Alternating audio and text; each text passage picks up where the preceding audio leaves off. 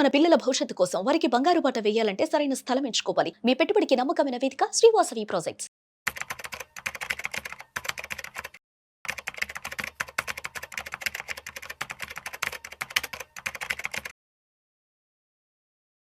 నమస్తే మాధవరెడ్డి గారు. నమస్తే అండి.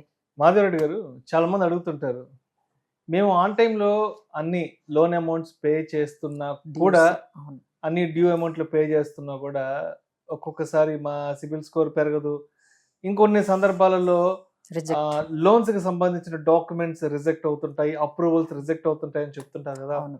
ఎందుకంటారు? మన వైపు నుంచి మనం అన్ని, అంటే మన వైపు నుంచి అన్ని వైపులా క్లియర్ గా ఉన్నా కూడా, ఆన్ టైంలో ఈ పేమెంట్లు చేస్తున్నా కూడా బ్యాంకుల వైపు నుంచి ఇటువంటి ఇబ్బందులు మనం ఎందుకు ఎదుర్కొంటా ఉంటారు?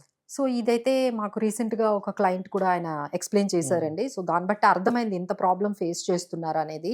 అంటే లోన్ రాదా అంటే వస్తుందండి, బట్ మీకు ఏంటంటే క్రెడిబిలిటీ ఉన్న బ్యాంక్స్ నుంచి రాదు. ఓకే. లోన్ రాదు మీకు. అంటే ఇప్పుడు ఎస్బీఐ లాంటి దానికి మీరు అప్లై చేస్తే వాళ్ళు ఇవ్వరు, లేకపోతే హెచ్డిఎఫ్సి, ఐసిఐసిఐ, కొన్ని పిఎస్యు బ్యాంక్స్, ఇలాంటి వాళ్ళందరూ వాళ్ళెవ్వరు కూడా మీకు అన్ని దగ్గర కూడా రిజెక్షన్స్ వస్తున్నాయి. సో దీనికి ఏంటో రీజన్ మీకు అర్థం కాదు. మీరేమో ఆ హడావుల్లో ఉంటారు, ఎందుకు రిజెక్ట్ అయింది, వీళ్ళు ఎందుకు ఇవ్వడం లేదు నాకు లోన్స్ అని చెప్పి ఈయన ఏం చేశారంటే ఆ టైంలో ఒక ఎన్బిఎఫ్సిని అప్రోచ్ అయ్యారు. ఆ ఎన్బిఎఫ్సి వాళ్ళు ఏం చేస్తున్నారంటే దాదాపుగా ఒక 3 years అయినా ఇప్పటికీ ఎన్నిసార్లు అండి మనకి రెపో రేట్ తగ్గించారు, వాళ్ళు ఒక్కసారి కూడా తగ్గించలేదు.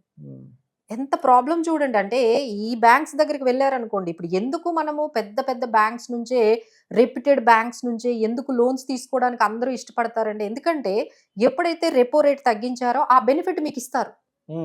వేరాజ్ ఇలాంటి చిన్న చిన్న మీరు ఎన్బిఎఫ్సిలకి వాటికి వెళ్ళారనుకోండి, ఇంట్రెస్ట్ రేట్స్ అయి ఉంటాయి. ఫస్ట్ థింగ్, ఇక్కడ మనకి 8-9% ఉంటే అక్కడ ఎలాగో 2% ఎక్స్ట్రా తీసుకుంటారు. ఎందుకంటే వాళ్ళు మీకు ఎక్కడ రిజెక్ట్ అయిపోయింది కాబట్టి వచ్చారని వాళ్ళకి తెలుసు. So they do charge extra interest rate. Apart from that ఏమవుతుంది అంటే మీకు ఇక్కడ ఇంట్రెస్ట్ రేట్ తగ్గిస్తూ ఉంటారు. వీళ్ళేమో ఇన్స్టెడ్ ఆఫ్ పెరగడం కానీ లేకపోతే తగ్గించకుండా ఉండడం కూడా జరుగుతుంది. సో ఆయన వచ్చి అడిగారు, మేడం ఇన్నిసార్లు ఇంట్రెస్ట్ రేట్ తగ్గించినా నాకు 1 రూపీ కూడా 1% కూడా తగ్గించలేదు.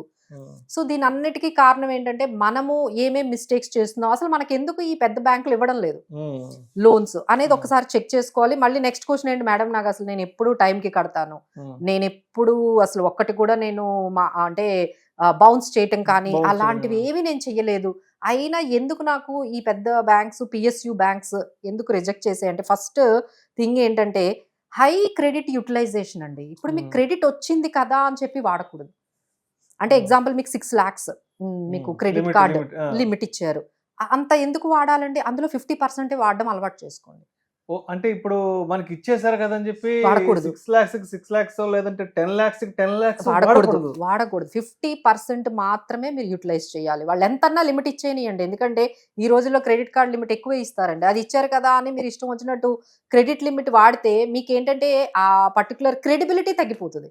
ఓహో వీళ్ళంతా కూడా ఈ లోన్ల మీదే బతుకుతున్నారా, వీళ్ళకి ఇంకో కొత్త లోన్ ఇవ్వడం, అంటే ఫైనాన్షియల్ గా మనం కొంత డిసిప్లిన్ లేము, అందుకే వీళ్ళు క్రెడిట్ వాడుతున్నారు. లేదంటే మనకి కొంత ఆర్థిక భారం ఉంది, మనకి ఆర్థిక పెయిన్ ఉంది కదా, మీ ఫైనాన్షియల్ పెయిన్ ఆ సినారియో అర్థమవుతుంది బ్యాంకులకు అర్థమవుతుంది. మీరు కంప్లీట్ గా లిమిట్ ఇచ్చారు కదా అని చెప్పి మీరు 80%, 90% లిమిట్లు వాడకండి. ఇచ్చిన దాంట్లో 50% వాడండి.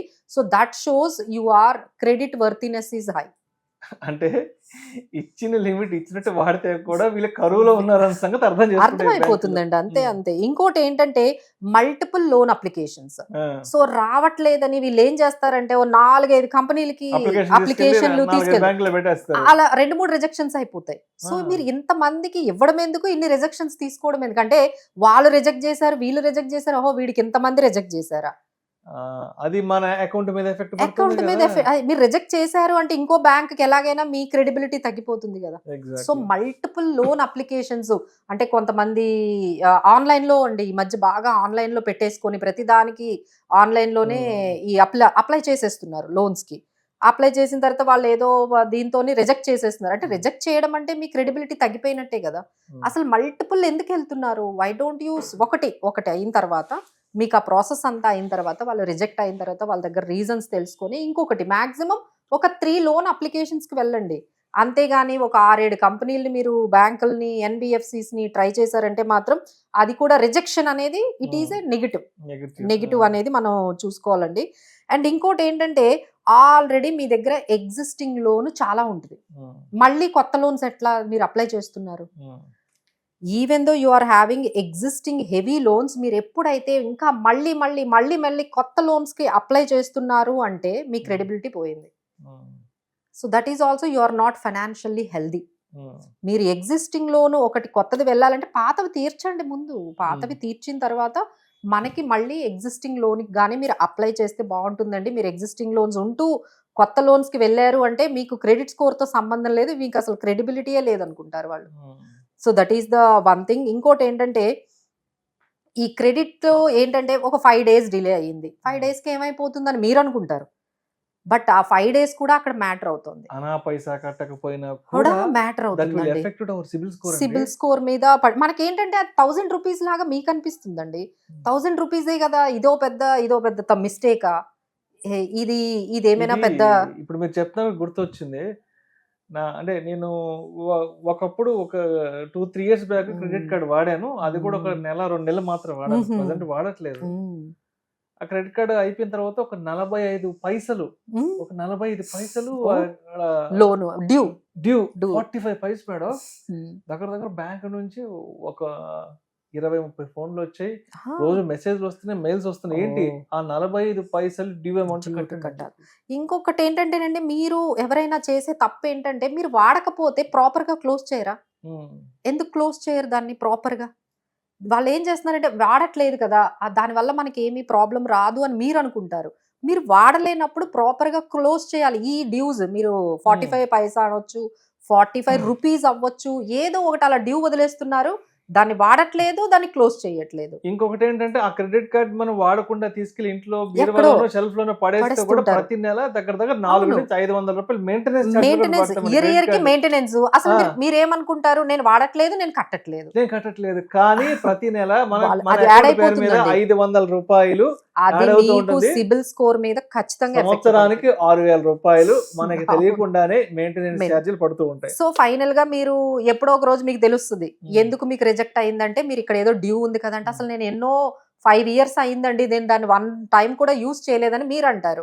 అయితే మరి ఛార్జీలు ఎవరు కడతారు? అప్పుడు దాని మీద 20,000-30,000 జస్ట్ మెయింటెనెన్స్ కి పడుతుందండి. ఆ 20,000 మీరు కట్టినా ఇమ్మీడియట్ గా కవర్ అయిపోద్దా?